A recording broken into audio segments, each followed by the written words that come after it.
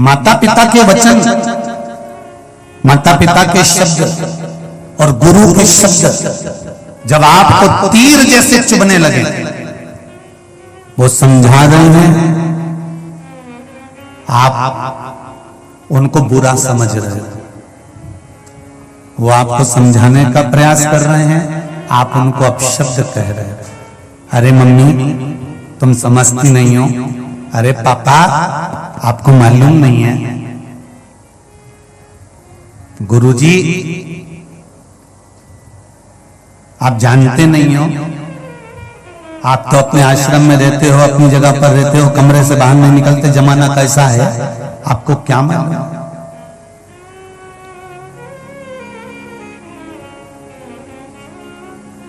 बहुत लोग कहते हैं जमाना बड़ा खराब है, जमाना बड़ा खराब है, इतना खराब जमाना कभी नहीं देखा, इतना खराब जमाना है। हम कहते हैं कब खराब नहीं था, वो लाके बता दो।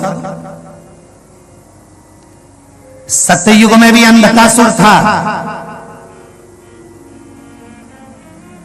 सत्ययुग में भी भस्मासुर था, सत्ययुग में भी तारकासुर था।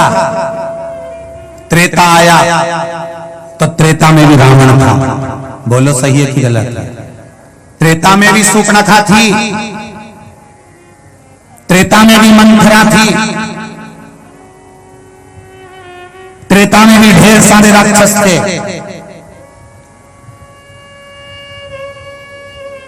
ताड़का थी, त्रेता में भी थी। फिर द्वापर आया, द्वापर में भी कंस था, पूतना थी, अगासुर था, बकासुर था, धेनुका, जितने जितने असुर थे सब द्वापर में भी थे। फिर कैसे कह सकते हो कि बड़ा बेकार जमाना चल रहा है, बड़ा बेकार जमाना चल रहा है, बड़ा बेकार जमाना चल रहा है? जमाना कौन सा अच्छा था वो तो बता दो।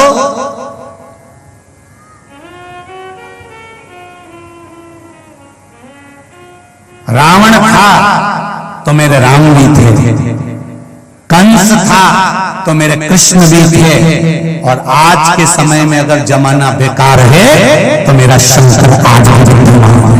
अच्छा तो देखो, हम पूरी जिंदगी बस यही रोते रहे, जमाना बड़ा बेकार हो गया, बड़ी तकलीफ है, जमाना बड़ा बेकार हो गया, बड़ी तकलीफ है। हम जमाने का रोना रोते रहे, कभी ये विचार करा कि रावण था इसलिए मेरे राम जी को आना पड़ा, कंस था इसलिए मेरे कृष्ण को आना पड़ा, और जमाना आज भी अगर बेकार है तो मेरे महादेव को आना पड़ा। ये सोचना चाहिए कि मेरे शिव क्यों पधारे हैं, मेरे शंकर का आनंद क्यों है, क्यों राम, क्यों कृष्ण, क्यों शिव की भक्ति करना चाहिए।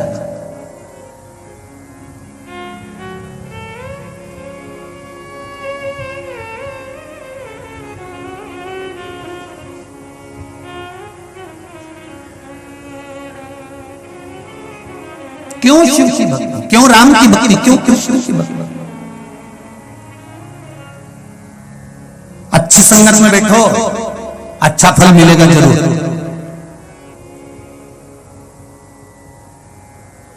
राहु देवता था कि असुर था? जम के बोलो। असुर था। राहु असुर था, राक्षस था, असुर था। करा क्या था उसने? देवता और राक्षस मिलकर जो मंथन करे थे, उस मंथन में राक्षसों की सेना में राहु था। उसने एक काम अच्छा कर लिया, जब अमृत बट रहा था तो उसने विचार करा कि ये सारे जितने असुर बैठे हैं, राक्षस बैठे हैं, ये मोहिनी स्वरूप को देखकर लोभित हो रहे हैं, मुझे लोभित नहीं होना है। और वो राहु राक्षसों की सेना में से उठकर जहां चंद्र और सूर्य बैठे थे उनके बीच में कुर्सी लगा के बैठ गए।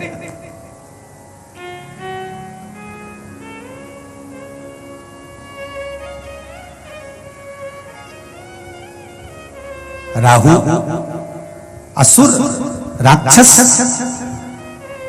जहां चंद्र सूर्य बैठे उनके बीच में जाकर कुर्सी लगाकर बैठ गए और अमृत बटने लगा, और बढ़ते बढ़ते अमृत राहु को भी मिल गया। मिलते से ही चंद्र और सूर्य ने जैसे राहु ने पिया तो कह दिया ये तो असुर है, ये राक्षस है, और भगवान ने उसका गला काट दिया। संगत का फल क्या मिला कि अमृत पीने को मिल गया, और वो राक्षस राहु, असुर राहु अमृत पीने के कारण, देवताओं के साथ बैठने के कारण 9 ग्रह देवता की गिनती में आ गया।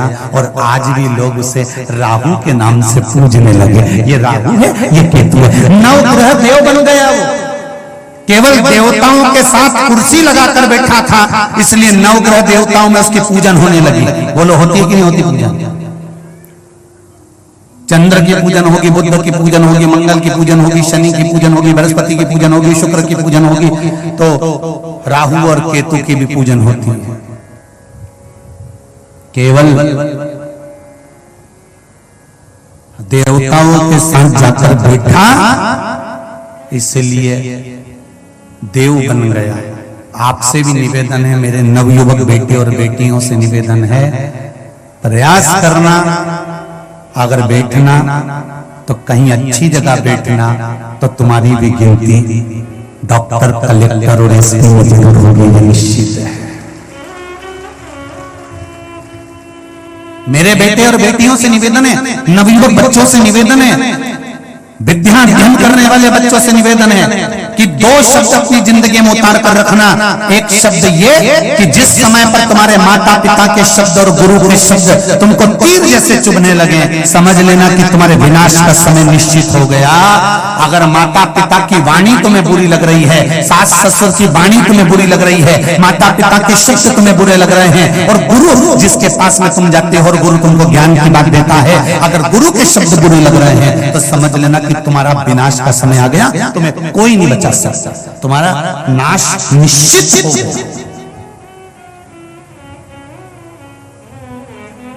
और दूसरा शब्द याद रखना कि राहु जैसा राक्षस भी चंद्र और सूर्य के बीच में जाकर बैठ गया था, तो 9 ग्रह देवता में पूजा गया। राक्षस होने के बाद भी 9 ग्रह देव बन गया और उसकी पूजन होने लगी। ये दूसरी बात याद रखना कि हमें किसके साथ जाकर बैठना है, हमें किसके पास जाकर बैठना है। दुनिया के लोगों को डिस्को करने वाले ज्यादा पसंद आएंगे, फैशन करने वाले ज्यादा पसंद आएंगे, और जो छोटे मोटे कपड़े पहनते हैं फटेले मटेले, वो बड़े पसंद आएंगे। और दुनिया के लोगों को वो कभी पसंद नहीं आएंगे जो रोज सुंदरकांड के पाठ में जाता हो, मंदिर जाता हो, पूजन करता हो, लोटा भर के जल चढ़ाता हो, भगवान की भक्ति करता हो। दुनिया के लोगों को वो पसंद नहीं आते, इनको तो लोग ढोंगी समझते हैं। अरे ये तो फालतू का ढोंग करे, चंदन लगा लिया, शंकर जी के मंदिर चले गया, कहीं डमरू बजाए, कहीं मंजीरा बजाए, कहीं झांझ बजाए, कहीं सुंदरकांड में जाके बैठ जाए, क्या होगा इससे करने से?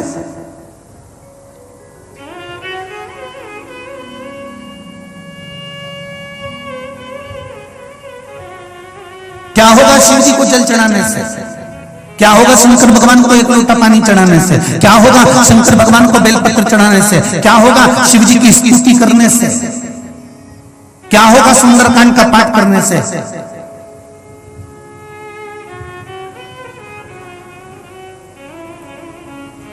क्या होता है 1 लोटा जल चढ़ाने से? क्या होता है बेलपत्र चढ़ाने से? क्या होता है श्री शिवाय नमस्तुभ्यम बोलने से? ये सियोर वाले महाराज से जाकर मत पूछना, ये सागर में रहने वाले जो लोग शंकर के मंदिर जाते हो, उसमें से मंदिर के दरवाजे पर जाकर बैठ जाओ। जिनको विश्वास नहीं है, जो मंदिर में जल चढ़ाकर जा रहे हो, उनसे पूछना कि तुम पानी क्यों चढ़ा रहे हो और इसका लाभ क्या मिला है। सियोर वाला महाराज ने बताएगा, रोज मंदिर जाने वाला कोई ना कोई व्यक्ति तुम्हारे मुंह पर कहकर जाएगा कि मुझे जल चढ़ाने का ये लाभ प्राप्त हुआ। ये पत्र तो बहुत, ये प्रमाण के लिए ये पत्र तो बहुता है, बहुता अति, पर इससे भी ज्यादा प्रमाण है जो शिव पर जल चढ़ा रहे हैं, जो शंकर का अनुमोदन कर रहे हैं, जो शिव की स्तुति कर रहे हैं, उसमें एक पत्र में बड़ी विशेष बात लिखी है, जरा ध्यान दीजिएगा, देखिए।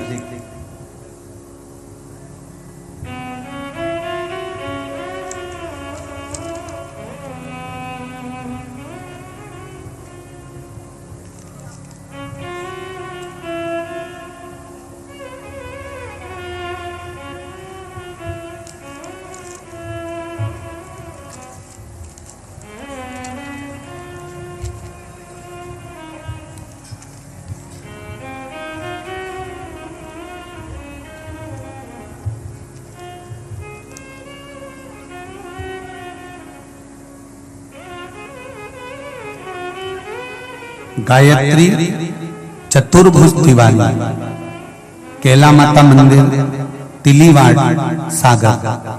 कहीं बैठे हो तो हाथ हिलाइएगा। अच्छा पीछे है क्या? श्री शिवाय नमस्तुभ्यम, दोनों हाथ हिला दो दीदी। हर हर महादेव। आपने लिखा है महाराज जी में गायत्री चतुर्भुज तिवारी, केला माता मंदिर, तिलीवाड़, सागर से आई हूँ।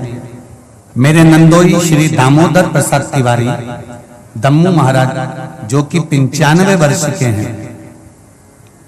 कितने वर्ष के हैं? ये पत्र में उन्होंने स्केच पेन से शाही से निशान भी बनाया है, जो 95 वर्ष के हैं। उनको 50 वर्ष से हर्निया की बीमारी थी। कितने साल से थी? ध्यान से सुनना, एक लोटा पानी का क्या फल होता है। 50 वर्ष से हर्निया की बीमारी थी।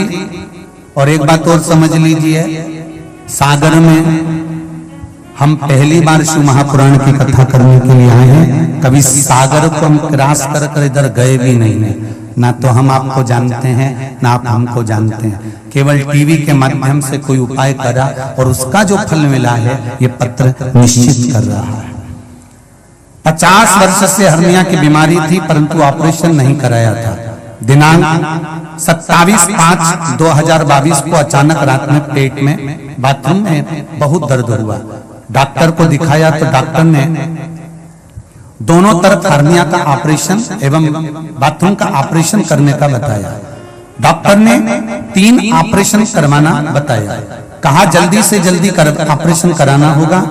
31/5/2022 को उनको मेडिकल कॉलेज सागर में ऑपरेशन के लिए भर्ती कर दिया। और उनकी बहू शिवजी को जल चढ़ाकर उनका जल उनको देती रही। दांत नहीं होने के कारण बेलपत्र नहीं दे सके। 4-5 दिन तक जल पीने के बाद उनकी समस्या ठीक हो गई। 6 जून 2022 को उनका ऑपरेशन होना था, तो 2 जून से मेडिकल कॉलेज की ओटीपी से बंद कर दिया गया। और वहां कहने लगे मुझे कोई समस्या नहीं है। 3 जून को उनको हॉस्पिटल से छुट्टी करा दी और डॉक्टर ने कह दिया अब इनको ऑपरेशन की जरूरत नहीं है। ये पत्र है।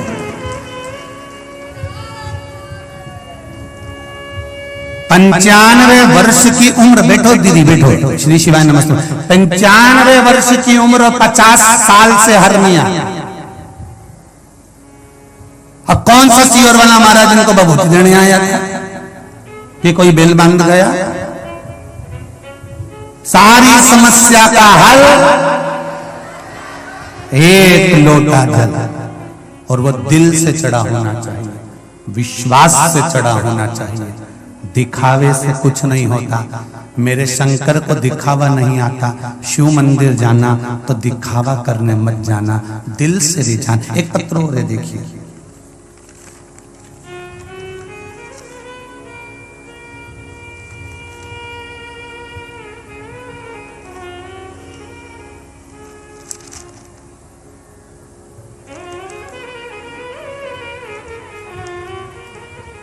मेरा नाम मोनिका मिश्रा है। मैं पंडित दीनदयाल नगर, मकरोनिया, सागर, मध्य प्रदेश से हूँ। मेरी माँ के लिए वर्णन करना चाहूंगी। कहीं बैठी हो तो हाथ हिलाइएगा। मोनिका मिश्रा, पंडित दीनदयाल नगर, मकरोनिया, सागर। बैठी हैं कहीं? अच्छा आप ही हैं। हर हर महादेव। एक गठान हो गई थी मेरी माता को। डॉक्टर को 4 दिसंबर 2021 को दिखाया। डॉक्टर ने ऑपरेशन का कह दिया था। गुरुजी आपने बताया था कि कुंदकेश्वर महादेव का उपाय करना। मेरी माँ ने कुंदकेश्वर महादेव के नाम से शिवजी को जल चढ़ाकर फिर श्री कुंदकेश्वर महादेव के नाम से जल का पान किया। और उसका वर्णन ये हुआ कि जो गठान हो गई थी, वो गठान 3 दिन के अंदर पूरी फूट गई, गल गई। अब मेरी माता के शरीर में गांठ नहीं है। डॉक्टर को दिखाया तो कहते हैं गांठ निकल चुकी है, ऑपरेशन नहीं करवाना पड़ेगा। बैठो आप। श्री शिवाय नमस्तुभ्यम। शिव कृपा किसको कहते हैं?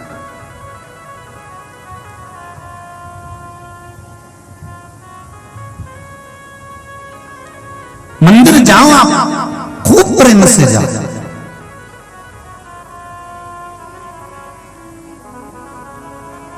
बाकी की जगह पर जाऊं ना तो भले दिखावा कर लेना, पर मेरे शंकर के दरवाजे पर जाना तो दिखावा मत करना। दिखावे की जरूरत नहीं है शिव महापुराण में।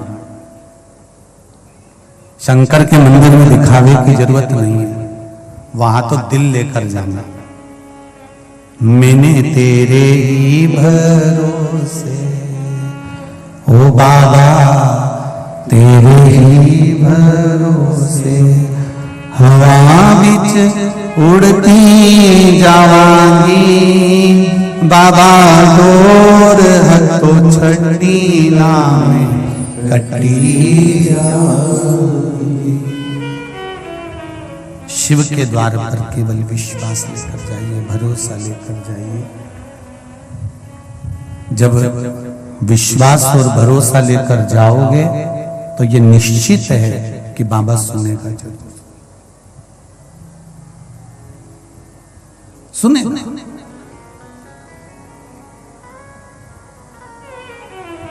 जितने भी इस शिव महापुराण कथा को पंडाल में बैठकर सुन रहे हो, चाहे आस्था चैनल पर सुन रहे हो, चाहे फेसबुक यूट्यूब पर सुन रहे हो, एक बार दिल से बाबा से कहकर इस कथा का रसतत्व ग्रहण करो।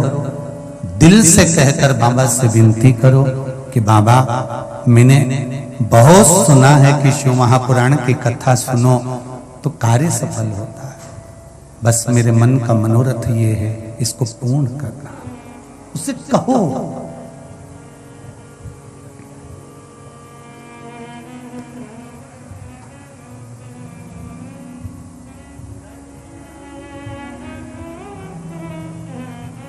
और जब दिल से कहोगे, आप उसको बोलो तो। एक भक्त ने प्रश्न किया है,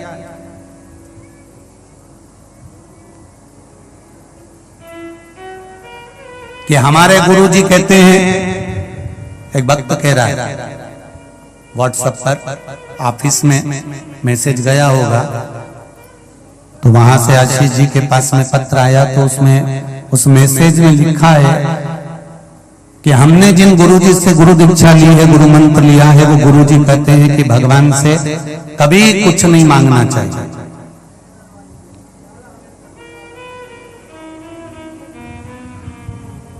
और सीहोर वाले महाराज हमेशा कहते रहते हैं कि भगवान से कहो, भगवान से कहो, भगवान से कहो।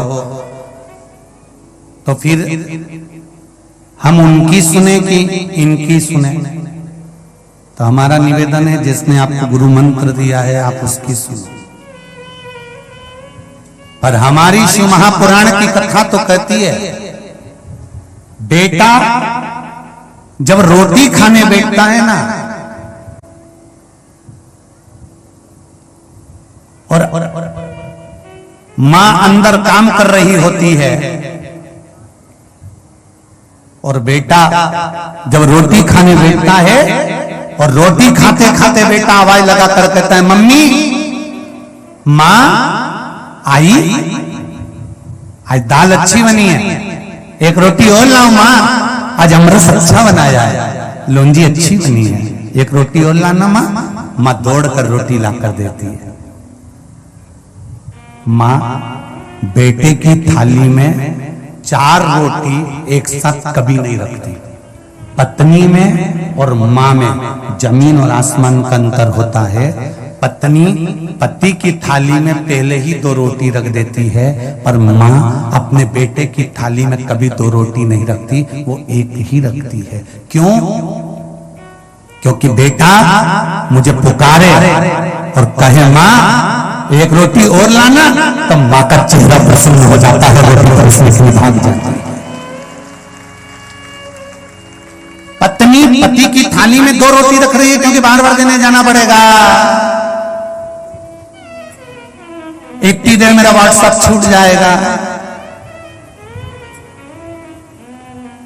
और बेटे की थाली में एक रोटी रखती है कि बेटा बार बार मुझे पुकारे, बार बार मुझे बुलाए, और बेटा मुझे बार बार बुलाएगा, बेटा मुझे बार बार पुकारेगा, तो माँ खुश होकर उसको दाल देने जाएगी, उसको रोटी देने जाएगी। बेटा खुश होकर माँ को पुकारेगा, माँ दौड़ कर आएगी और भोजन देने का प्रयास करेगी। वो माँ होती है।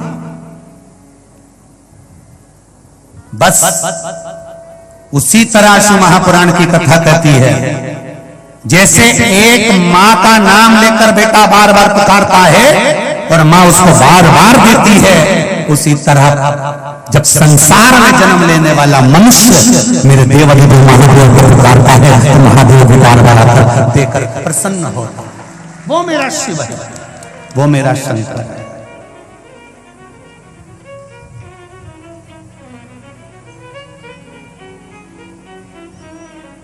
फिर उसने एक प्रश्न और किया। अरविंद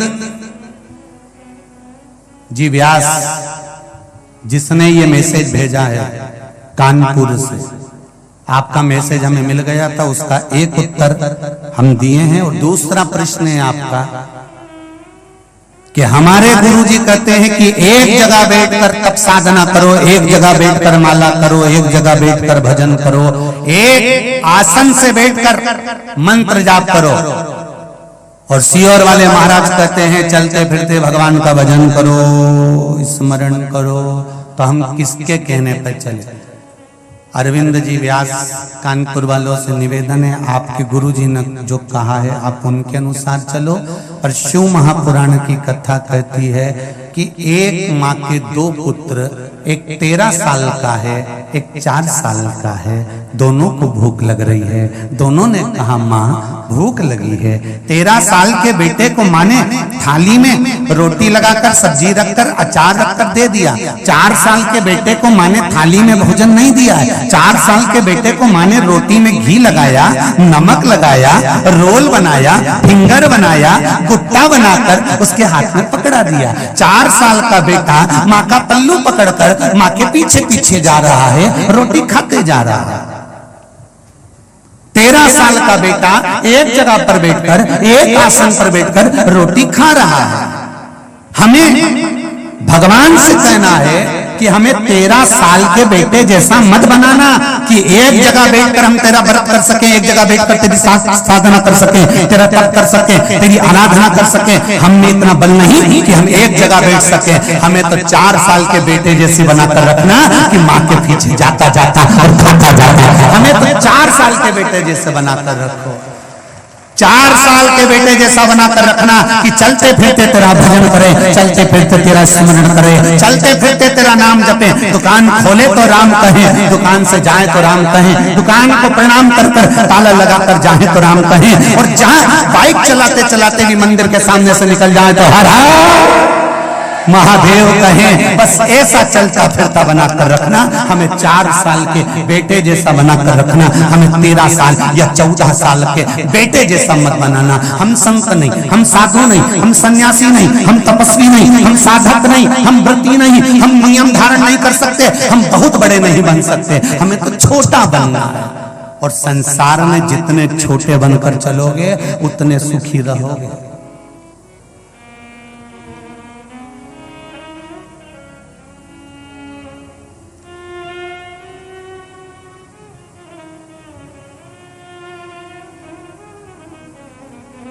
जो ज्यादा बड़ा बन जाता है वो ज्यादा कमाता है, वो ज्यादा कमाता है तो अपनी कमाई परिवार में कम लगाकर नौकर चाकर में ज्यादा लगाता है। जो कम कमाता है अपने लिए कमाता है, अपने परिवार के लिए कमाता है और सुखी जीवन के लिए कमाता है। छोटे बनकर रहने में जिंदगी का सबसे बड़ा सुख है, बड़े बनकर नहीं। जिसके घर में 2 बहुएं हों, बड़ी और छोटी, उनको खुद देख लेना तुम। बड़ी बहू काम कर करके मर जाएगी तो भी उसको यश नहीं मिलेगा, और छोटी अभी आई और थोड़ा बहुत काम करे, सास की निगाह में मेरी छोटी बहू, छोटी बहू, छोटी बहू, ऐसी जोरदार छोटी छोटी छोटी इतनी बढ़िया अभी आई, और वो बड़ी बहू बेचारी 8 साल से 10 साल से काम कर करके मर गई, उसका नाम नहीं।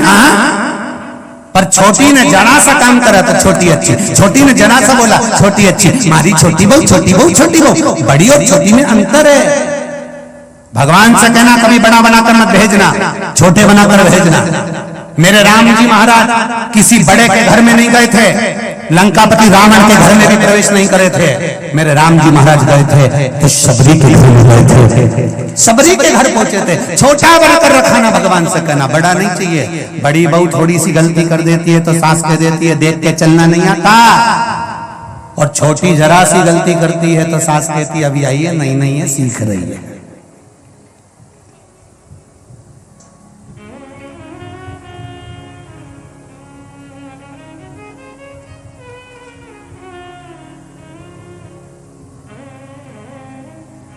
छोटे बनकर तो जिन्होंने प्रश्न किया वो अच्छे से सुन लेना। शिव महापुराण की कथा कहती है चलते फिरते भजन करिए, नाम जाप करिए, स्मरण करिए, कीर्तन करिए, मंत्र जाप करिए। चलते फिरते श्री शिवाय नमस्तुभ्यं जपिए, श्री शिवाय नमस्तुभ्यं, या पंचाक्षर नमः शिवाय या षडाक्षर ओम नमः शिवाय जपिए, दिल से जपिए और दिल से पुकारो, दिल से पुकारो।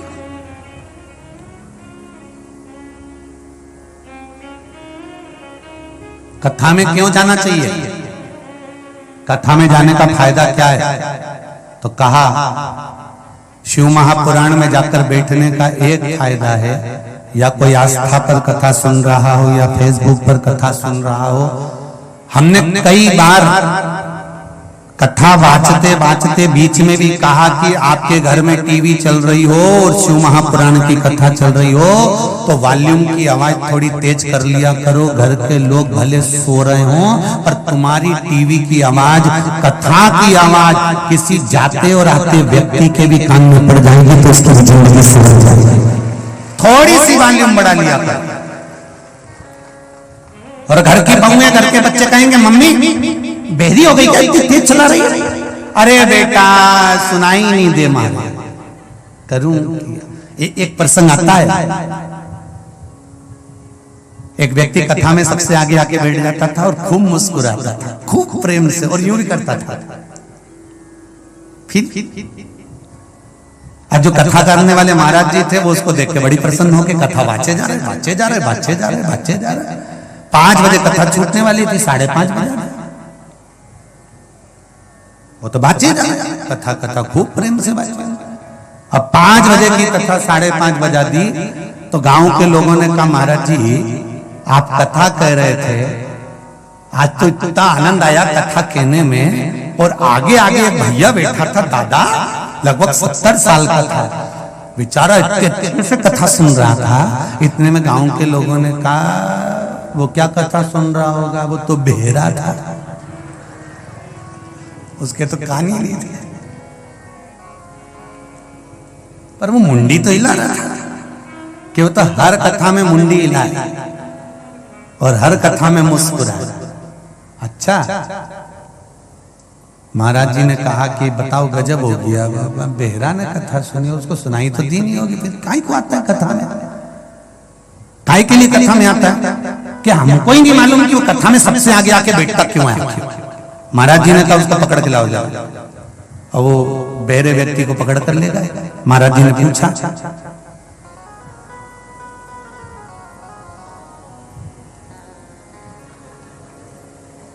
अब बोले भी तो कोई फर्क न पड़े।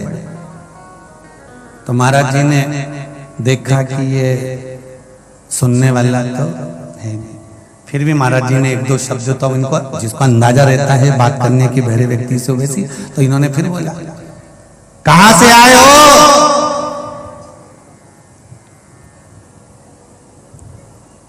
महाराज मुस्कुराए, कहां से आए हो? अब जो उन्होंने फिर मुस्कुरा, महाराज जी को लगा ये बोल नहीं पा रहा, तो महाराज जी ने लिख कर दिया कि आप कहां से आए हो? मैं गांव में रहता हूँ, मंदिर के पास में पीपल का पेड़, उनके पास में महाराज झोपड़ा, वहां से। तो तुम्हारे को सुनाई तो देता नहीं है, पंडित जी ने लिखा, फिर कथा में क्यों आते हो? गांव के व्यक्ति ने जो जवाब दिया है, उसने कहा मैं कथा सुनने मेरे लिए नहीं आता, क्योंकि मुझे तो सुनाई देता नहीं है, मैं तो मेरे बेटों के लिए कथा सुनने आता हूं। महाराज जी ने फिर पूछा तुम्हारे बेटे कथा में बैठते हैं? नहीं। फिर किसके लिए सुनते हो? बेटों के लिए। क्यों? मेरे बेटों को फुर्सत नहीं दुकान से, मुझे देता नहीं सुनाई, मेरे बेटों को मैंने लेकर रखा है, जहां भी कथा हो मुझे ले जाकर बिठाने जाओ और एक बेटा लेने जाओ। कम से कम मेरे बेटे कथा नहीं भी सुनते तो कम से कम कथा के दरवाजे तक पहुंच तो जाते हैं, बस इतना ही मुझे। तेरे मंदिर में आना मेरा काम है और मेरी बिगड़ी बनाना तेरा काम है। तेरे द्वार पर मैं आ तो गया, दर्शन दिखाना तेरा काम है। वो बहरा व्यक्ति कहता है एक बेटा मुझे छोड़ने आता है और एक बेटा मुझे लेने आता है। मैं परमात्मा से कहता हूं कि मैंने मेरे बेटों को शिव महापुराण का दरवाजा दिखा दिया, तो आप भी मेरे बेटे को वैकुंठ का रास्ता जरूर दिखाना। इतनी सी विनती है, वैकुंठ का मार्ग जरूर मिले। सुन लो सागर वालों और सागर की जिज्जियों,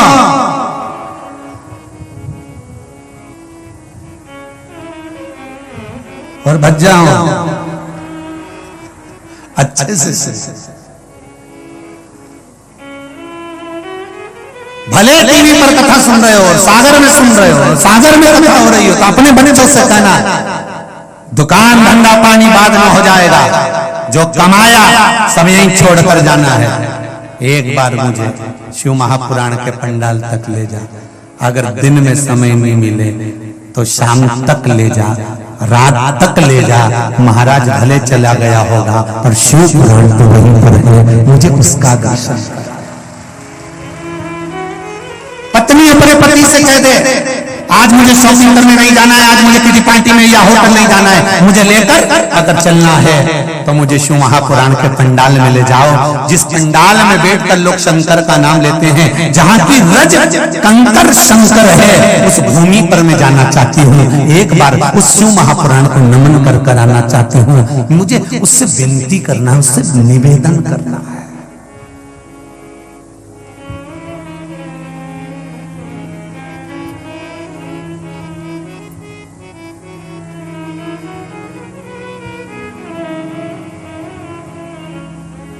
भोलेनाथ से निराला यहाँ कोई नहीं, भोलेनाथ से निराला यहाँ कोई नहीं, शंभुनाथ से निराला यहाँ कोई नहीं, शंभुनाथ से निराला कोई नहीं रे यहाँ कोई नहीं,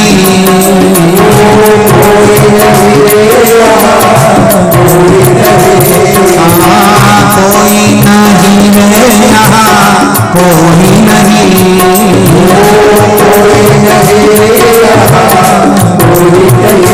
मेरे बाबा से निराला यहाँ कोई नहीं, मेरे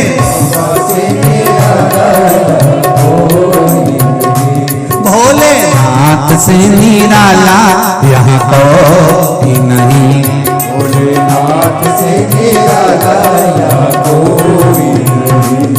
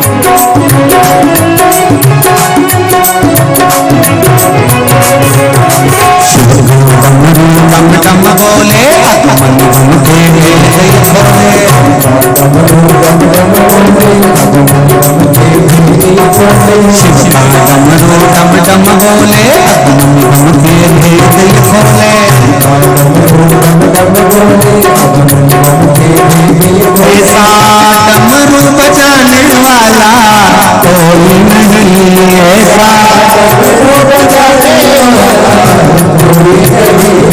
ऐसा डमरू बजाने वाला कोई नहीं ऐसा,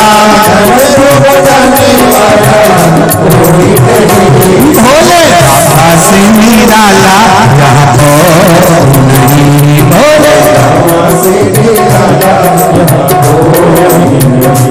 मेरे बाबा से निराला यहाँ कोई नहीं, मेरे बाबा से निराला यहाँ कोई नहीं। चौथे नंबर के पंडाल वाले दोनों हाथों से बड़े प्रेम से जय हो, और तीसरे नंबर के पंडाल वाले भी दोनों हाथों से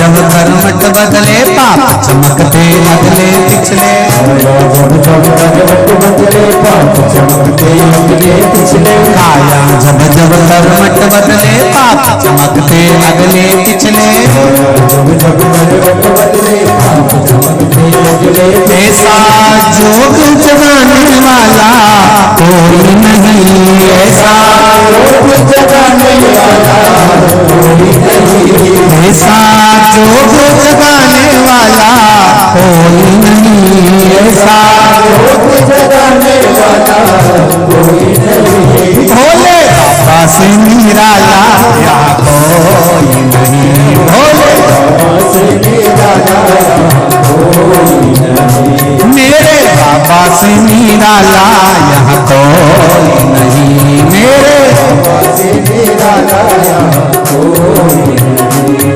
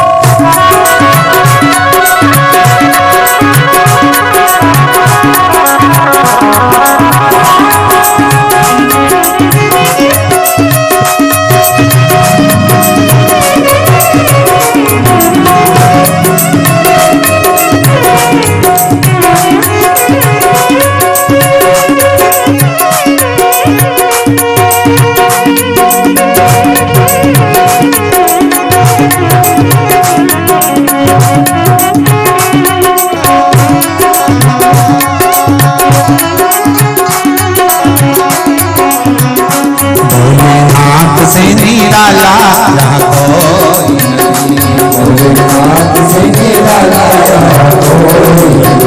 भोले बाबा से निराला यहाँ भोले बाबा से निराला भोले बाबा से निराला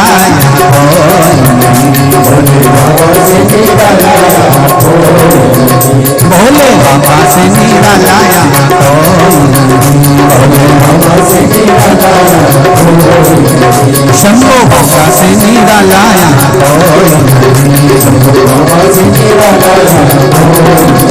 मेरे बाबा से निराला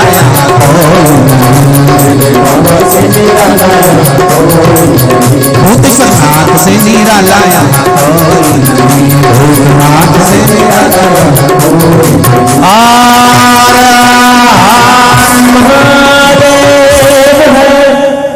बड़े आनंद के साथ भगवान शिव की भक्ति ये जीवन का सुख देने वाले शिव का डमरू डम डम डोले अगम निगम के भेद ये गोले ऐसा जोग जगाने वाला कोई नहीं ऐसा योग जगाने वाला कोई नहीं मेरे बाबा से कोई और नहीं। श्री शिवाय नमस्तुभ्यं श्री शिवाय नमस्तुभ्यं श्री शिवाय नमस्तुभ्यं श्री शिवाय नमस्तुभ्यं श्री शिवाय नमस्तुभ्यं। भगवान शिव की भक्ति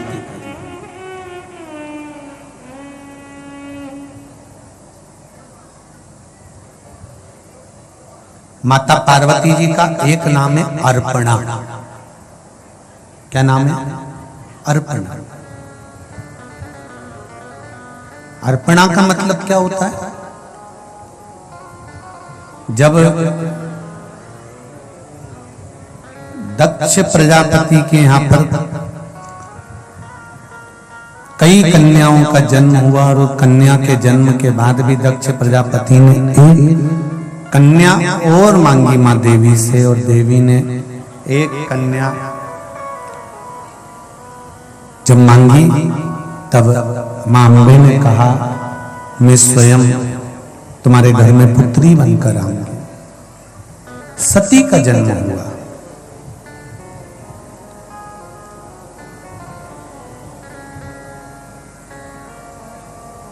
सती मैया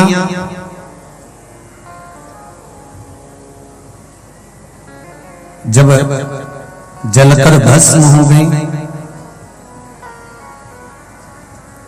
क्रोध आया बाबा को, यज्ञशाला विध्वंस हो गई।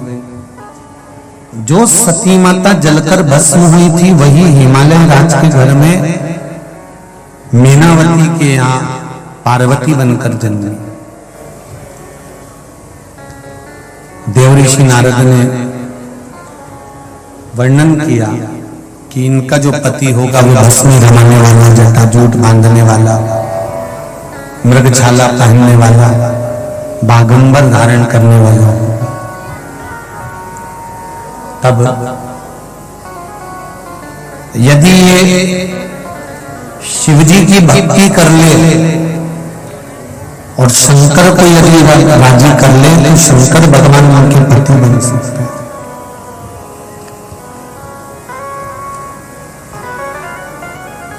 शिव इनके पति है, भगवान शंकर इनके पति बन जाए। पर शिव को पति बनाना कोई साधारण बात नहीं है। दुनिया के लोगों को प्रसन्न करना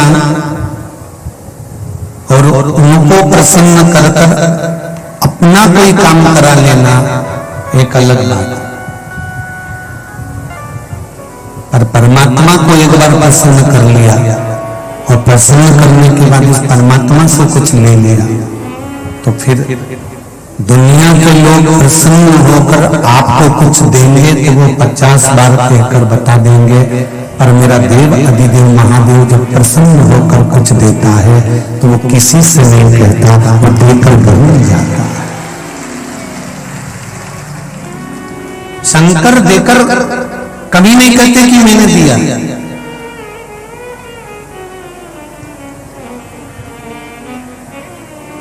वो देने के बाद भूल गए। बार बार जो देकर बताए उसकी प्रधानता नहीं है हमारा। हम कई बार कहते हैं कि शिव जी का नाम एक शक्कर की तरह है।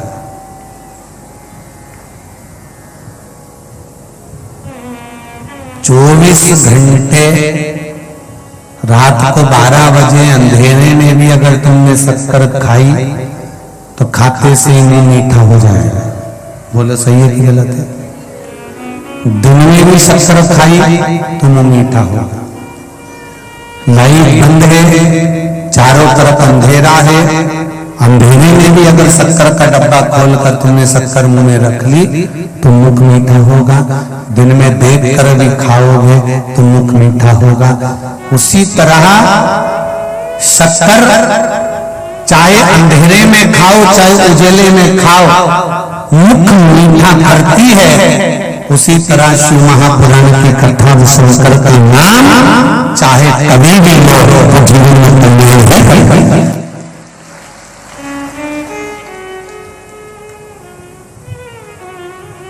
तुम्हारा मन नहीं है ना कथा में तो भी तुम जाके बैठे, क्या होगा उससे? कहा मटका नल के नीचे अगर उल्टा भी रखा है रखे रहने दो, भले नहीं भराएगा पर ठंडा तो रहेगा। उसी तरह शिव महापुराण में मन नहीं भी लगे ना तो भी एक बार जाकर बैठना चाहिए। नहीं अगर ज्ञान मिलेगा कम से कम 3 घंटे शीतल तो रहेगा, अच्छा काम तो करेगा, बुराई से तो बचेगा। बुरा कर्म तो नहीं करेगा। 3 घंटे कम से कम अच्छे कर्म में लगा रहेगा।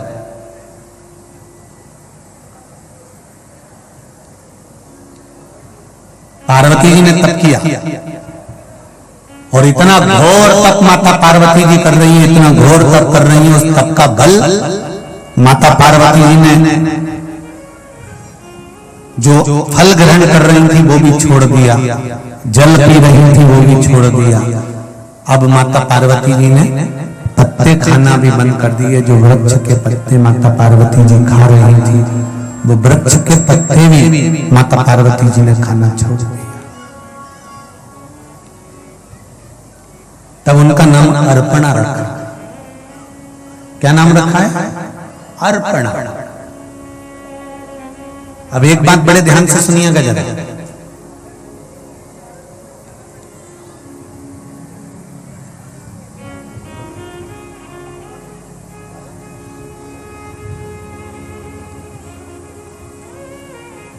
एक बार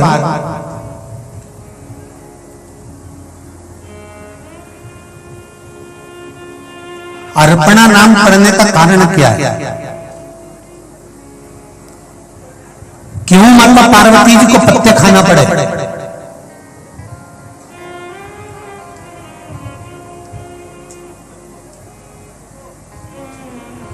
भाई शंकर भगवान के सिर पर गंगा जी है तो शंकर भगवान के सिर पर गंगा जी है, मतलब कुछ ना कुछ तो बात है, इसलिए शिव सिर पर गंगा है।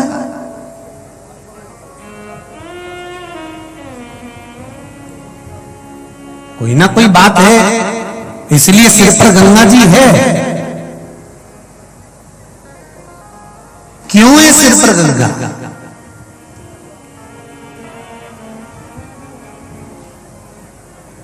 जब देवाधिदेव महादेव ने, भगवान शंकर ने माता पार्वती के पुत्रों का भरण पोषण नहीं करा था, तो माता पार्वती जी ने कह दिया था, आपके मस्तक पर भार नहीं है ना, इसलिए आप संतान का भरण पोषण नहीं कर रहे हो। बाबा भोलेनाथ, आज मैं पार्वती एक वचन कहती हूं कि तुम्हारे सिर पर भी 24 घंटे भार बना रहेगा, इसलिए शिव जी के सिर पर गंगा का भार 24 घंटे रखा रहा। कोई कारण हो सकता है। माता जानकी अगर रावण की कैद में पड़ी है तो उसका भी कारण है कि उन्होंने अपने पिंजरे में एक चिड़िया को कैद कर रखा था, तोती को कैद कर रखा था, और वो तोती, वो चिड़िया आखिरी में श्रापित कर चली जाती है कि मुझे कैद में रहना पड़ा तो तुमको भी कैद में रहना पड़ेगा। मैं गर्भवती होकर अपने पति से दूर रही हूं, तो हे जानकी, तुम कैद में पड़ने के बाद जब गर्भवती होगी और गर्भवती होने के बाद भी तुम्हें तुम्हारे पति से दूर रहना पड़ेगा। ये श्राप एक चिड़िया का लग गया था, पक्षी का लग गया था।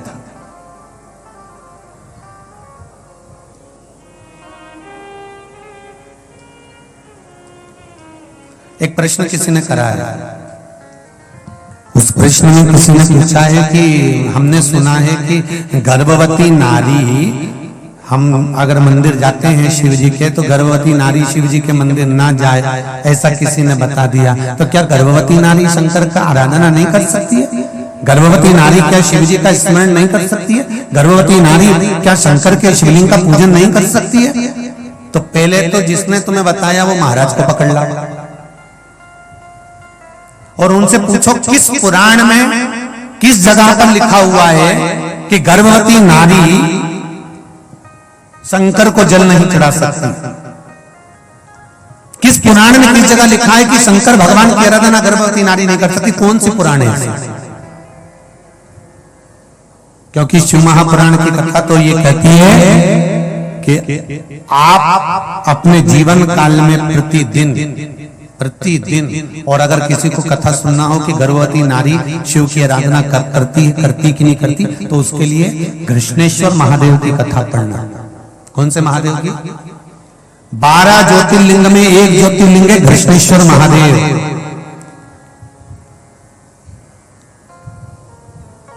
उसकी कथा पढ़िए, आपको उसमें मिल जाएगा। क्या मिलेगा इसमें? कि घूष्मा का गर्भ था, सुधर्म नाम के ब्राह्मण की पत्नी घूष्मा, जिसका गर्भ था, और घूष्मा का गर्भ, सुधर्म नाम के ब्राह्मण की धर्म पत्नी घूष्मा का गर्भ था, और घूष्मा से पहले सुधर्म की एक धर्म पत्नी और थी जिसका नाम था सुदेहा। सुदेहा के यहां संतान नहीं हुई।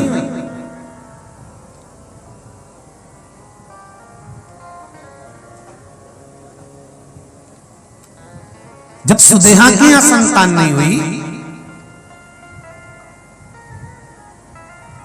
तब सुधर्म ने अपनी धर्मपत्नी घूष्मा से कहा, घूष्मा एक काम करो, अगर तुम्हारे गर्भ से संतान चाहिए तो तुम शंकर भगवान की आराधना करना प्रारंभ करो। घूष्मा ने प्रतिदिन एक बालू का शिवलिंग, मिट्टी का शिवलिंग बनाया, पार्थिव शिवलिंग बनाया, उसकी पूजन करना प्रारंभ करी, और पूजन करते करते करते करते करते करते समय बीता, और घूष्मा के पूजन का फल ये मिला कि पूजन करते करते घूष्मा का गर्भ ठहर गया। घूष्मा का गर्भ महाराज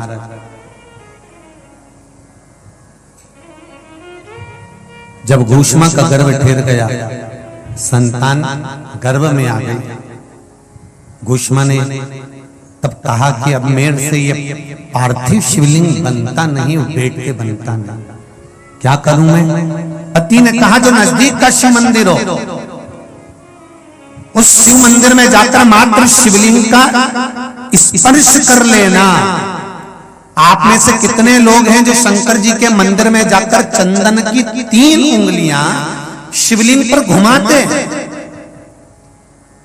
घुमाते हो ना शिवलिंग पर 3 उंगली? तो ये 3 उंगली घुमाने का फल क्या है?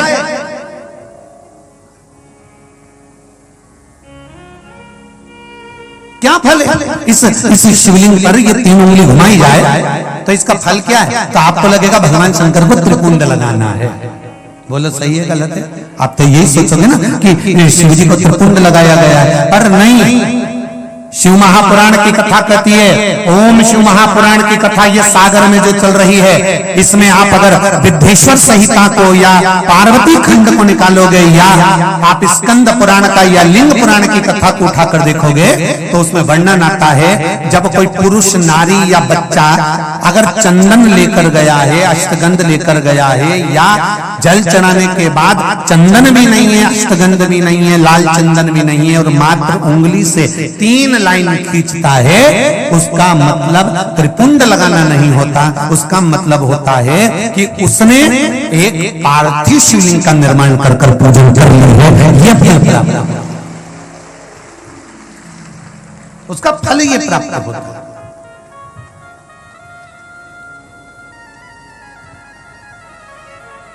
अब आप तो अभी तक सोचते थे कि हमने तो चंदन लगा के आए, हम तो भगवान को चंदन की लाइन खींच के आए, हम भगवान को त्रिपुंड बना कर आए। त्रिपुंड नहीं, भगवान शंकर को आपने त्रिपुंड लगाया वो अपनी जगह पर है, पर भगवान शंकर को जो आपने 3 लाइन खींची है, हाथ का जो स्पर्श कर कर घुमाया है, इससे पार्थिव शिवलिंग के निर्माण का फल प्राप्त हो जाता है।